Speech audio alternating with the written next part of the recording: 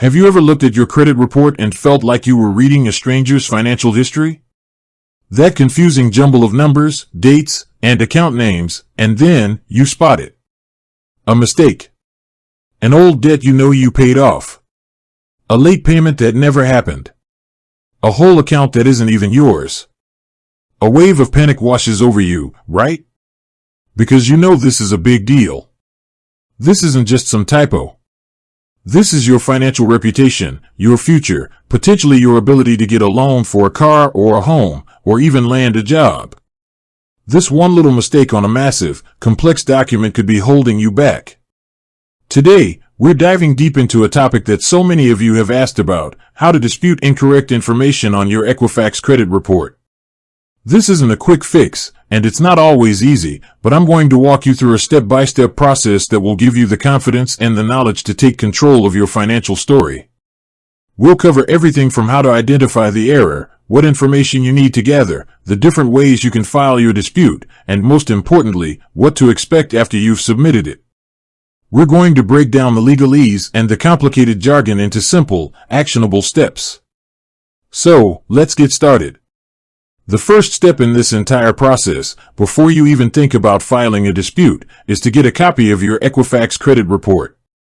Now, you might think you already know what's on it, but you need to see the official, updated version. The good news is, you are entitled to a free copy of your credit report from each of the 3 major credit bureaus, Equifax, Experian, and TransUnion, once every 12 months. And you can do this easily through annualcreditreport.com. I'll put a link to it in the description below.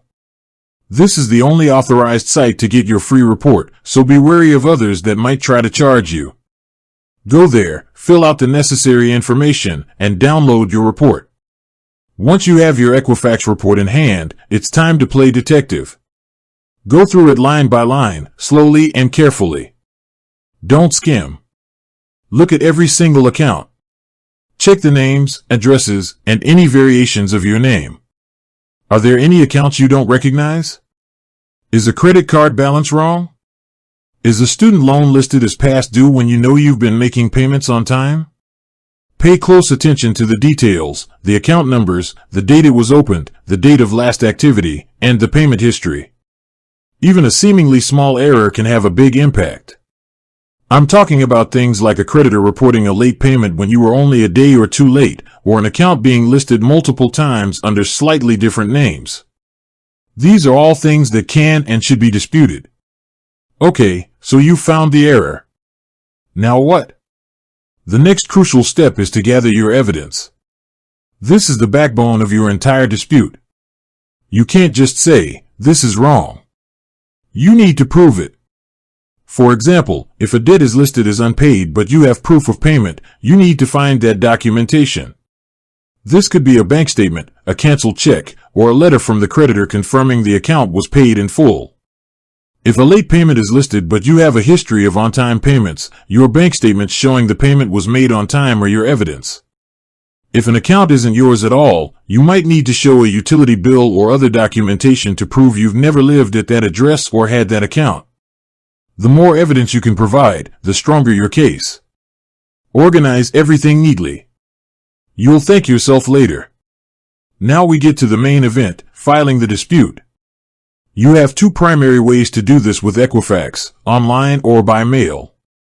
And I'm going to walk you through both. Let's start with the online method, which is often the fastest and most convenient. Go to the official Equifax website and find the Dispute Center. Again, I'll put a direct link in the description to make it easy for you. You'll need to create an account or log in. Once you're in, you'll see a section for filing a dispute. You'll be prompted to enter information about the specific account you're disputing.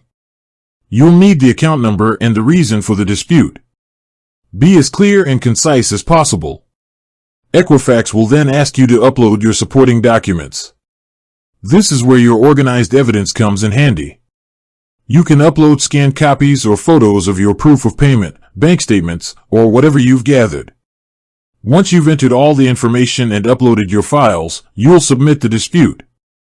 The system will give you a confirmation number, and it's critical that you save this number. This is your key to tracking the status of your dispute. The second method is by mail, which some people prefer for its paper trail. This method can feel more formal and concrete. To do this, you'll need to write a letter. This isn't a long, emotional letter. It needs to be professional and to the point. Start with your full legal name, your current address, and a contact phone number. Then, clearly state that you are disputing information on your credit report. For each item you're disputing, you need to be very specific. Include the account name, the account number, and the specific error. For example, I am disputing the account for XYZ credit card, account number 123456789. The account is incorrectly reporting a late payment on date. Then, in the letter, you need to state why it's an error and mention that you have included supporting documentation. Make sure to include copies of your evidence, not originals, in case they get lost. You should also include a copy of a government-issued ID and a utility bill to prove your identity and current address. This is a very important step. Finally, you'll send this letter via certified mail with a return receipt requested. This provides you with proof that Equifax received your dispute letter, which is invaluable. So, you filed your dispute either online or by mail. What happens now? Equifax is legally required to investigate your dispute within 30 days, or sometimes 45 days if you've added new information to your file. During this time, Equifax will contact the creditor or data furnisher, the company that originally reported the information, to verify the accuracy of the disputed item. They'll review the information you provided and ask the creditor to do the same. After their investigation is complete, Equifax will notify you of the results. There are a few possible outcomes. The best case scenario is that they find the information was indeed incorrect and they correct or remove the item from your report. This is what you're hoping for. If this happens, they will send you an updated copy of your report reflecting the changes.